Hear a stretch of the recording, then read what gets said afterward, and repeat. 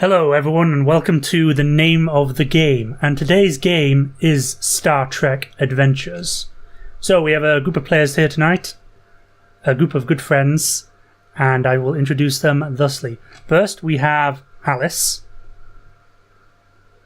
Hey. How are you doing, Alice? I'm okay, how are you? I'm good. Bit cheesy, I know. Next we have Eps, Aljo! a resident Slav. Yeah, I'm here. Yeah, good, good. And finally we have Harpsong. Reporting for duty. Hiya. Alright, so we are playing Star Trek Adventures. Star Trek Adventures is a recently released game by Modiphius, who are also doing stuff like Fallout Wasteland Warfare. That looks fun. And other games, which I can't quite remember. It's based on a 2d20 system, so the game will be explained as we go by, but all tests are done using, at base, 2 20-sided dice. We also have... Well, we'll have to introduce the characters first. So, let's introduce a few of our characters. Shall we start with the Capitan? My captain. Yeah, I'm here. Okay. Alright, so I am playing the role of Captain Harper Kaval. She is a Chironian, which are essentially space centaur. It's a custom race that's been added to this setting. And she is the captain of the ship. Fairly fresh to the role of captain, and she has a fairly colourful career, including helping to sign the treaty that got her race into the Federation in the first place, and a rather colourful history with a previous superior of hers, Captain Sutherland, who she remembers none too fondly. The problem, of course, of being a centaur is, well, centauroid, is Jeffrey's tubes. Yeah, Jeffrey's tubes are going to be a real problem for my character. They don't have a command share in the traditional sense either. And yeah, I can see it regularly being an issue, but, you know, Star Trek is a vast setting with lots of different and colourful alien races, and so I thought it would be nice to represent something other than the traditional human-like species as a captain. And not to mention parallel parking into the toilets. Oh, yeah. Turbo lifts are going to be a pain as well. Eps, Europe, who's your character? My character's name is Emund Xoll. He's the neighborhood Betazoid chief medical officer at the ship. He's only a lieutenant junior grade. He's a bit of a farm boy who grew up near animals, and basically from his upbringing he was always quick on his feet and managed to recognize what was essentially an animal plague that was killing off livestock, and managed to treat it, or not all by himself, but by almost knowing what to do using essentially home remedies,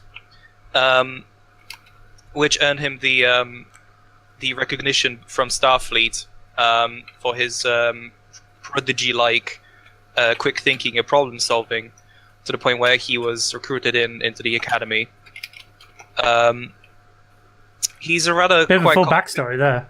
Yeah, he's quite collected, and he's likely to try and think about how people feel about his decision before he actually fully commits to one. But the most important thing about him is that he respects life in whatever form it is, even if hostile. But that doesn't mean he won't step up to try and protect life.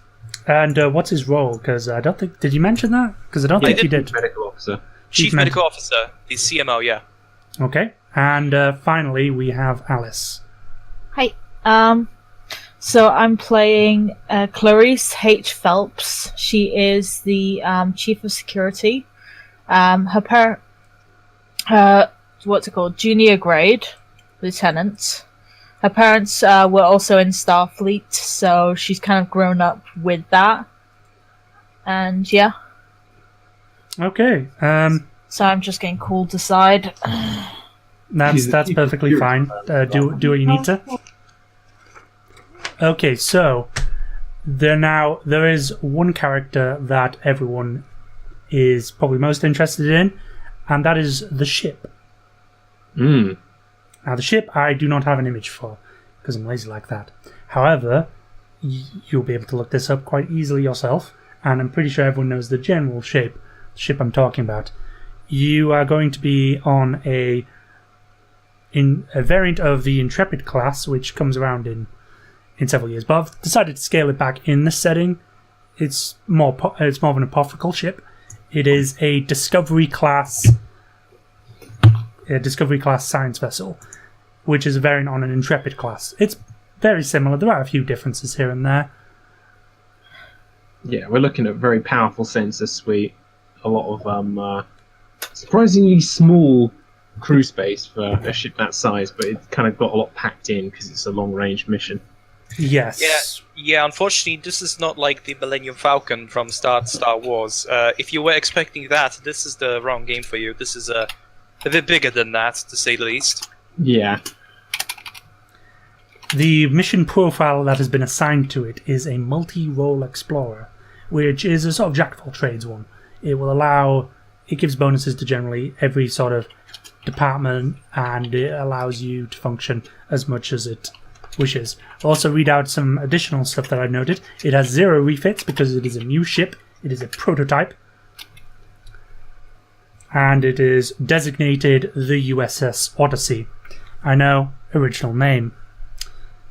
So, in general, it is armed with phaser arrays and photon torpedoes. It has a tracked beam. Some additional subsystems it has is advanced warp drive. It has advanced sensors. It has an EMH, the emergency medical hologram, and a rugged design to help improve and facilitate repairs. So you will be seeing some, what's his name? Robert Picardo? Yep. And I will try my best at a Robert Picardo. You will be assisted with one additional named NPC. Additional ones will be generated. As the way the game works is you can sort of bring in NPCs and they're kind of like on the spot, but if you bring them back for multiple things, they can become more established and more fleshed out characters. Just as a little thing to the audience, if you are yourself confused as to all of this upgrades and modules and weapons and all about that ship stuff, don't worry about that. I actually have no bloody idea what they're talking about. Same. Gladly, Star Trek is a very story-driven game, and so we won't be talking much about stuff like that unless one of us is the engineering. Yeah. Fortunately, I picked up on quite a lot of Technobabble in my time, so I should be able to translate a lot of it if needs be. And if my character says anything complicated, I will provide a little aside explaining what they mean in simple terms. Yeah, you'll be able to explain what it is, as opposed to me as well. I'm pretty well versed in Trek. I'm sure some of our players here are versed in Trek, some more than others. I'd say probably me and Harp are at the top of that ladder. I mean, I've watched Voyager, and that's what Harp actually introduced me into, and I certainly liked it. I liked the show. I'm still to finish it, but so I know roughly what sort of atmosphere and mechanics of Star Trek as an organization is, and the story, and yada yada. I know how it works. I could not, for the life of me, remember all of the technobabble stuff, other than needing to recouple power modules or something like that. I will mostly be bluffing it. I like Next Gen. Next Gen is the superior series.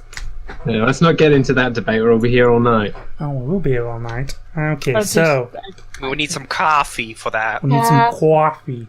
I need more energy drinks. Alice just forms into like a 90s hip. just battery acid. Feed me more battery acid. No, I More mean, acid. what's her name from the voyage? I actually forgot the captain. Janeway, like a very 90s hip, 90s Janeway, just drinking, but instead of coffee, it's an energy drink. I'm struggling to get that backwards. Hello, my fellow cool kids. Eps. Hip, take one. All right, so without further ado, there was one thing I was going to ask of you, MSR Almighty GM. Who's the first officer? The first officer, I was just about to get to that, before we kind of slipped into that tangent, which happens often, mind you. Your commanding officer is Commander Solek. He is a Vulcan, and he's your number one. And there's always at least a little bit of Vulcan on the bridge, even if it's just half a Vulcan. Well, to be fair, Data was essentially TNG's Vulcan. Yeah. Except it was like, I just want to be a real boy. Oh, Data. I like cats. Yeah. It is basically that, as far as I There will be remember. opportunity for you to pick up your own cat at some point on our adventure. I'm pretty sure you might have your own cat. Does your character have a cat? Wait, my character? Yeah. Does your cat- He would. His name is Snuggles. Okay. I'll need to add that to my notes. Okay, so with further ado, let's start this out rather simple. You're currently in a starbase, and you are currently. I'll just check my map. I'm going to put my map somewhere around here. I actually have a fold-out one. That's quadrant. Oh no, data corrupted, unable to find file. Yes, you're currently south of Cardassian space at Starbase 129, Okay. and you've just let's start the scene off with everyone. They've gotten their assignments, so we'll start out with Captain Kaval speaking with an admiral. Okay. Let's say Admiral Donnelly. Yeah. So you're walking on space dock, and you will see a what will be your first command. Is it? Yeah, this is my first captain role. Okay. I've been a first officer before, but never a captain. And you've got yourself a pad with you in which you're reviewing the technical specs, and you have Admiral Donnelly with you. Is an Admiral Donnelly a rather sturdy, almost fatherly figure type? You know, he's got like the beard. You can tell he's old with age, Yeah. as opposed with old with youth. Papa Admiral. Papa Admiral. And he says, she's beautiful, isn't she? Yeah, these technical specs are it's not quite like anything I've seen before, honestly. I mean, obviously, hull design is very similar to the other Intrepids, but yeah, this is something else. I can only say I hope I'm ready. Certainly. We did have a few technical problems with the first iteration of design, the original USS Discovery. However, the Odyssey has been rebuilt with further technical improvements. Okay. We seem to have a problem with the neural-lace gel packs. They seem to malfunction a lot. Well, you got to remember with bineural gel packs, they're a living thing, not just a mechanical component. It's not easy to maintain and repair that kind of technology. Certainly, but with the current technical improvements we've made to them, they should be able to last you for your extended mission out in deep space. Well, if they don't, we'll find a way to make do. There should be backups of some kind. Yes, we've provided you with a stock of replacement parts and modules. If you do run low, I would recommend to contact a nearby starbase and request a resupply and refit. Mm-hmm. Okay. This aside, I have to say we've got a experimental ship here, first of its kind, and worryingly close to an area of space that's seen quite a great deal of unrest. Are you anticipating that we might have any troubles on our maiden voyage with this? Well, the Cardassians have been mainly focused around the fun around Deep Space Nine. And with that, we reckon that a fast ship should be able to conduct exploratory missions south of Cardassian space without too much trouble. It is a bit of uncharted space as is, but you know how the thirst for adventure and all that. Sure, you'd be very happy to stake your claim out there. I just hope if we run into any marquee down there that, well, they'll have a live and let live attitude. If you do, then with any luck, you'll be able to outgun them and outspeed them. Well, I must say, Admiral, I'm honoured and flattered that this falls upon my shoulders, and I'll do absolutely everything I can to keep everyone impressed. He nods and he says, there'll be a shuttlecraft waiting in about 10 minutes. Perhaps a few drinks until then? Oh, how can I refuse that? That might be the last few I have in quite a while. And he leads you off to the bar to have a few drinks before you take your first command. Of course, non-alcoholic drinks. Yeah. I'll stick to I'll stick to things that are absolutely not intoxicating. The last thing I want to do is stagger about on my hooves when I'm on command. Holy goals! That would not be a very good introduction. Just as a side. I'm your captain. Look at me! I'm your captain now. Just start intimidating everyone on the ship one by one. And your mother! Okay, continue. Sorry. Sorry. We're just going to do a quick scene transition into Alice, who is currently heading towards the ship to board it. And you can join in as well, Eps, if you wish. I presume, because I would be on the ship, wouldn't I? Well, you'd be, going on board, checking things, checking your equipment, and making sure everything is functional. Okay. So it'd be a case of everyone's boarding the ship, and the crew's all excited and there's good air about it. I would be on the same shuttlecraft as Alice's character, right? Yes. Yeah. Okay, Alice's character. Alice. What is your character's name again? Clarisse. Clarisse. Okay, yeah. Chloe it is. You can always check people's thing on journal. You can see everyone's character names. Yeah, but what kind I of can only see my own character. I can edit that to make sure everyone's visible. Thanks. Okay, so my character is would be sitting down at the shuttlecraft bench, checking over his belongings once, twice, thrice, and then sort of just looking out the window and having one of his knees sort of shake up and down in what is essentially anxiety. Are we all on the same shuttle, or are we taking different shuttles? You'd be taking a different shuttle. Okay. I will be making a head count of everyone every so often. Just. Could you say again, please? That didn't come through too well. I've been making a head count of everyone every so often. Just counting and then recounting. And kind of stood with my arms crossed behind my back. Okay. So not sat down.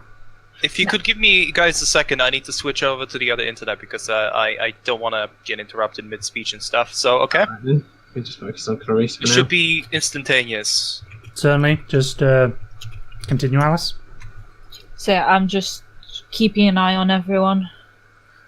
And kind of straight back, straight face, just... And back.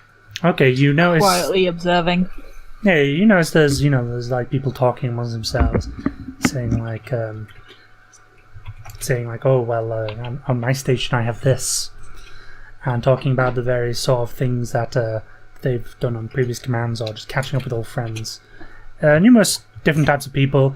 You notice some medical personnel, some security personnel, some operations personnel, and you're just chatting, having a good time, while the pilot just takes you in and docks at the shuttle bay. Okay. My character would be sort of in awe of just being in sort of such a big ship. Is this your first assignment? No, because as far as I remember, are you asking me a character or? It's more of a sort of first assignment, as in out of the academy, or? No, this would have been his first assignment out of the academy. Yeah. Okay. This would be my second assignment first in this, position. Okay. Mm-hmm. As the door descends at the back, you see a rather stern-looking Vulcan, sort of, with a pad and making notes on it. Just looking at everyone, making a few notes, and he flags both of you two down. He says, "Lieutenant Phelps." Yes. Lieutenant Xoll.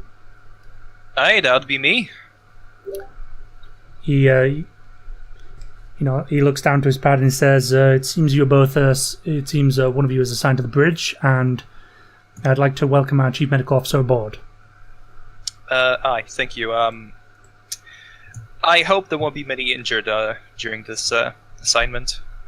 I've looked over your record, and you should be quite honoured to be posted upon the ship. Oh, I certainly am. I haven't had much of a chance to research this ship, but as far as I know, this is the beginning of my career, essentially, the true beginning of my career. He nods and say, "I did appreciate your paper in Starfleet Academy regarding xenobiology and domestication." You know, he would sort of chuckle and scratch the back of his neck. You know how it is. The universe is so vast, and there's so many species inside of it. We can't just attack everything that we see the moment we see it. You know, like we need to strive to not just make contact with people, but of the other side, otherwise. Indigenous species of planets too, you know. Anyway, thank you for having me, and I will see you around, sir. On the contrary, Lieutenant, I was to escort you both to your posts. Of course, thank you. Ah, yes, that would be great, considering I don't want to get lost in this huge ship. I'd like to contact my first officer. Oh, certainly. Say your piece of contact. Commander Xoll? Sorry. It's Commander Solek. Commander Solek.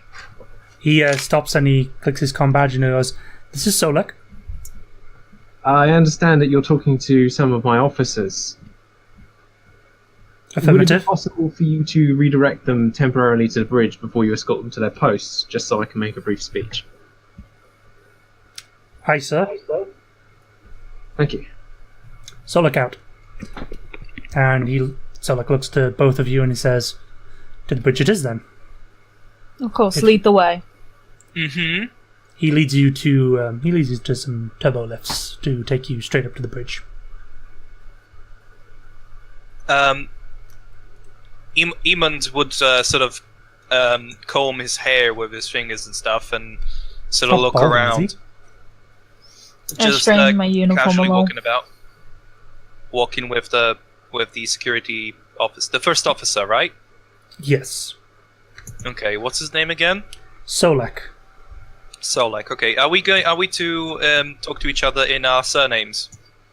Generally speaking, it's the vogue for a Starfleet officer to refer to any other officer by their rank and second name. If you're on good terms, So you it's can Japan. usually get away with saying the first name. Is this Japan then? But, well, it's more just a sort of polite protocol thing. Obviously, if you can call people by their first names, but if you constantly do it, it's generally seen as being unprofessional. Yes, Oh, yeah. Vulcans would probably always refer to you by surname. Yeah. Because they're just like logic. And I probably will because I'm the captain. It's kind of I've got to put a good show on. I mean, I'm fine with that up until if we ever at any point meet Chakotay, because I will address him as Honey Daddy. So let's continue. Yes, let's. So you're going to the bridge as well, Hap. Yeah. I'm assuming I'm on the bridge at this point, or in the ready room, about to emerge into the bridge. Okay, yeah, you're in the ready room. I assume you're probably looking over some of your senior officers and. Yeah, making a exactly few- right. I'm going to be looking over to see who the senior officers are, who the head of departments are, and thinking of how I'm going to address them. Certainly, you both Phelps and Xoll are. Well, Phelps is obviously going to be your chief of security. Your reasons for posting her to that position is entirely up to you. You may have found some of her previous work interesting, or may have been a bit of a luck of the draw situation. And for Xoll, he is your chief medical officer, and he will be responding with whatever medical emergency may happen, as well as conducting as well as can supplement in terms of science. And routine. It's entirely up to him if he wants to spend most of his time on the bridge or in sickbay. You do have a fully staffed crew, so you will have doctors in sickbay. Yeah. Fortunately, we're not in the same position as Voyager, where we're operating on a skeleton crew all the time. Yeah, the other thing is that he actually would want to see the universe too, and really the only good way of seeing the universe is being out there on the bridge. The other thing is that he would be very much into stepping down into away missions, simply because he is very quick on his feet and has the most sort of triage abilities than just a simple medic at the... It's always good to bring a physician to an away mission. Oh, of course. Alright, so now I've read over their records, I'm going to head out onto the bridge and I'm going to meet my bridge crew. Okay, all the bridge. So it says captain on deck, and everyone stands to At attention. ease. Everyone's Yep. I stay stood very formally, even after you say that. My character sort of just like stiffens up and then just sort of like does the like salute, but it's a very short salute, and then like quietly like gets into like an ease position. He's very informal about things, but respectable. So here we find ourselves, the officers and bridge crew of an experimental ship heading out into unknown space. I am your captain, Captain Kaval, and I appreciate that some of you might be quite alarmed to see such an unusual species standing at the head of such a valuable and expensive ship. I assure you I'm more than ready for the task, and all I say is that I'm certain you will all be as well, because I've read your records and I can tell that for your ranks and positions, you're some of the best that I've had on offer. First of all, I'd like to speak to my chief medical officer. My character would, or rather, not my character. Xoll would look up from his the little spot that he was staring at, up to the captain, and sort of tilt his head a little bit. Yes, ma'am. Or is it sir? Actually, remind me. Is your character male or female? Female. You just addressed it as female. He would be. Yes, ma'am. Well, what is it? Yeah, I'll trot on up to him and just say, I understand you have quite the experience in the fields of xenobiology. Yes. Basically, throughout my whole life, I've been surrounded by animals from different planets. That's fantastic, because believe it or not, I'm not the strangest creature you're going to have to provide medical aid to at some point during this mission. Oh, I'd be very disappointed if it was the case. We're going to be seeing all kinds of strange things out there, and I just wanted to say that there's a reason I picked you. Okay, thank you. Now, my chief of security, Lieutenant Phelps. Captain? I understand that you're quite a conscientious individual whose primary concern is the safety of those around her. Yes. Well, I can guarantee there's going to be no end of danger and risk during this mission. As much as it's Starfleet's role to explore and bring peace and unity to the galaxy, there's very rarely a mission that doesn't encounter some kind of difficulty on a personal level. She would nod as you're talking and say, "Yes, I understand that. I've been posted with a different crew before, but not in this position. I hope I don't fail you, and I will work as hard as I can." I'm sure you won't. I'll do everything within my power to minimize the amount of busy work that I give you. But all the same, I know that when the chips are down and things start to get really rough, you'll be there. Of course. Okay. If I may, I will also make sure that whoever gets injured will get back into position as quickly as possible. Doing your duty. Pleased to know. And last of all, Commander. Yes, Captain. I understand that this might be quite a trying placement for you, with such a fresh crew, such an unusual ship. There might be a lot of disorganization. There might be a lot of crewmen finding themselves ill at ease in their positions, and I don't know as to how well this machine will be oiled for the first 2 or 3 weeks of our mission. Rest assured, Captain, that any inexperience would be quickly overcame by such an exemplary crew. They have all passed the Starfleet Academy exams and tests. They're fully qualified to operate these positions. Of course. And with that, I'd like to say that this mission has well and truly begun. Because too often, we in Starfleet find ourselves, but lately, having to play the role of peacekeepers, defenders, even warriors in light of recent events. However, the core of the Starfleet philosophy is exploration to find new worlds and new civilizations.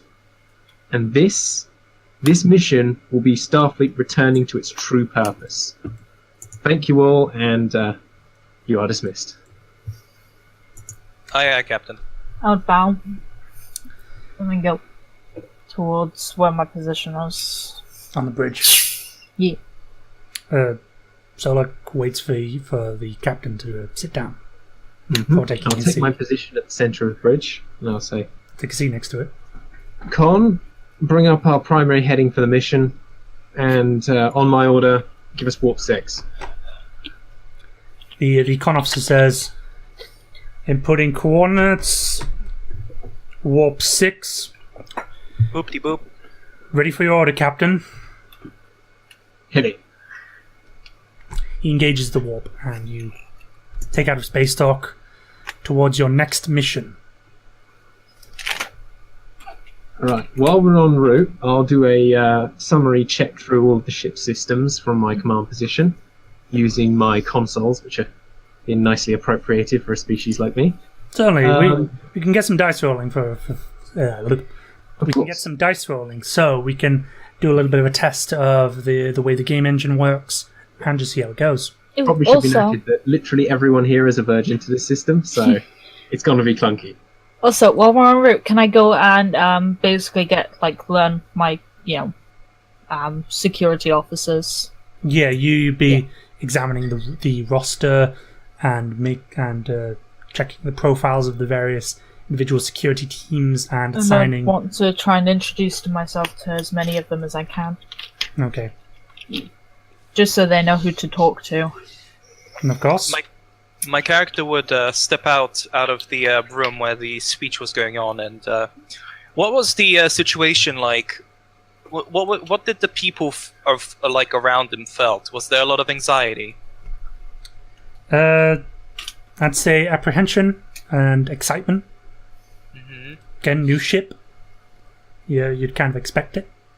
You might have detected a small level of professional anxiety coming from the captain. Oh, this is in order to detect things specifically from a crowd of people on one person, it is a task. Okay, then. But he would basically feel the general feel of what people are feeling right now in that room, and he would step out and basically try to calm himself down a little bit.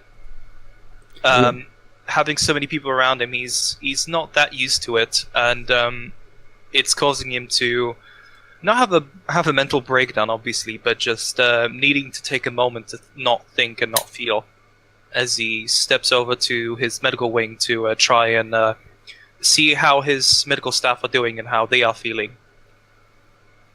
Okay then. So let's take this one at a time. So Alice, you wish to. Well, who was the first one who said? It was Harp, right? You wish It's Harp first, Let's and then me, and then Epps. I'm going Yes. to check through the ship systems, make sure everything's operational, and familiarise myself with the consoles. Okay, I would give you a control Mm-hmm. and a command test. Control and command. Okay, so that'll be target number 13. Yep. So you roll 2 dice.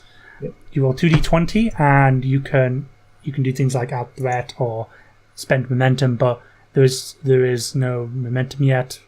So Those were horrendously bad rolls. they were horrendously bad rolls. Clearly, this ship's system's quite labyrinthine. I'm having a hard time with it. Commander, can you give me a hand with this LCARS? It looks like they've changed a few things around. He kind of leans over and he has a look and he says, I think I see what the problem is. He'll make the test himself. Cooperation is the key to success in Starfleet. This is where we find out all of the freaking screens on it were in Chinese. Specifically Chinese. That would be a grievous error. But, Well, it is a prototype. It is a prototype ship. What if they're like the engineers? Yeah, he's easily past okay. that. So I did a roll for Solek, and he scored a 15 and 10. Now that would mean that he succeeds at the task because he got one under his control and command skill added together. So that would be 14. So you needed to roll Whereas in my 14. rolls were 20 and 19, which are way higher than my control and command. So you'll get a the entire party will get a point of momentum, represented by this blue token here. Thank you, Commander. Says I can see the issue with handling these logs. Perhaps this format will suit you better, Captain. Yeah, this is very similar to the one I had back on the USS Woodrow. Thank you. Anytime, Captain. Well, that's probably not a thing for Vulcan would say. Okay, now, I believe it's up to the Chief of Security now to handle her situation. Yes, you wish to review Go your and own... introduce myself to my area. Yeah. Okay, so you call all of your security teams together, and they've assembled for you. Okay. How many are there? Specifically, you'd reckon a few dozen. Right. So, kind of glance them over and say, "I'll keep this short and I'll keep this simple. If anything goes wrong, we'll sort it out. If work as hard as you can. If you have any questions, come to me. That's all." They all nod and dismiss themselves to go upon their regular duties. Mm-hmm. Of course, there'll be silly me. I've got to say, one person says, will we see any changes to the duty shift rosters? Not as of yet. We'll see how things go. Okay, then they're dismissed. And finally, Epps. Okay, he's going to whistle as he walks along the hall, hands in his pockets, and eventually steps up through the door, and sort of like peeks his head in to see like what everyone is doing, like without making himself seen yet. You can see like there's a few there's like a doctor and a few nurses around. They're just running diagnostics on equipment. Mm-hmm. He would sort of step in and try to feel of the he would immediately feel their emotions of the group overall. because Okay. he can't. He would have to spend focus to feel what they feel each, but he would just want to see what they feel currently. It's the same as the previous room. Okay, so they're just going over things. They seem to be focused on the task at hand for the most part. There seems to be a little bit of excitement in regards to the future. Okay, so he's quite glad that no one seems to be anxious about anything. So he's going to step in and sort of clap his hands to get their attention. Yeah, everyone looks up from their assignments and looks to you. Speak moment. Ladies and gents, I'm your Chief Medical Officer, as you already know. I would like to say that it will be a pleasure to be working with you. Also, introduce yourself. I am Chief Medical Officer at Emund Xoll. You may just call me Xoll or Sir. Other than that, let's try to keep this ship together, both mentally and bodily in terms of health. Let's just keep everyone not just healthy in the body but also in the mind, and let's keep our bedside manner as good as possible. All right?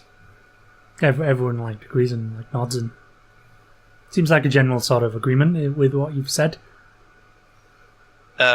Other than that, all of you are dismissed and ready. Feel free to continue your duties as you are right now. If you have any questions, that is. If you don't have any questions, that is. They just start resuming their work. One doctor approaches you and says, "Yes, Lieutenant. We've still yet to run diagnostic on the EMH." The emergency medical hologram. Yes, it's a fascinating piece of Starfleet technology. I mean, we're very privileged to have one. Only a few of the ships have such a device. Yeah, but the thing is about the EMH is the fact that, as you should know in protocol, is that it is an emergency piece of technology. Yes, I do allow for testing of it. You may, how do you say this, whip it up, but don't get comfortable with using it often, alright? Of course, sir. It's just routine diagnostics. So yeah, feel free to boot it up and make sure that it's all working fine. I would actually like to speak to it as well. Okay then. He takes an awkward sort of stand to the side. Computer, activate emergency medical hologram. And Its cage. And it's Robert Picardo. Please state the nature of your medical emergency. Standard diagnostics. We are just beginning our cruise, if you may. Oh, okay then. I just wish to introduce myself and the crew to you. Or I guess the crew wanted to. I am quite fine. Yes, hi, I'm your Chief Medical Officer. I am Emund Xoll. You are the EMH, and this is the crew. Now, what did you want to speak to the hologram about? The doctor says, not that doctor. The doctor you were talking to says, it's just general diagnostics. It's just a case of initializing the program and running a few diagnostics and then turning it off. Yeah, feel free, carry on. The emergency medical hologram quips in, "So there is no medical emergency." And then the doctor replies, "Fortunately not." It's like, he seems rather annoyed by this. He looks to the EMH and says, "Yeah, I know." He sort of gives him a very understanding, I know. The doctor who initialized the program says, "Computer, run EMH diagnostic 01 and shut down when complete." And the computer chimes back in, "Affirmative, running diagnostic now." As the image stands there, as this image flickers and for a few moments and then cuts out. There we go. Anything else, Doctor? Nothing. We're just going to finish up diagnostics of our equipment and then provide a full report to you for review. Yes. Just if I could ask of you, try not to waffle in the reports. I genuinely do not care for unnecessary detail. Just try to be as concise as possible. If you could, thank you. Certainly, we will. We'll give it a go. Thank you. And he sort of like spins on his heel a little bit and goes over to. Does he have like an office inside the medical bay? Yes, there is a little like office where you can sit down and you've got a desk with a computer terminal. Yeah, we're on an Intrepid refit, so it would look exactly like the one in Voyager. Okay, so he would step in, present his type in his code or his fingerprint. I don't remember what's the access code. The access codes in Star Trek are incredibly easy to hack for some reason.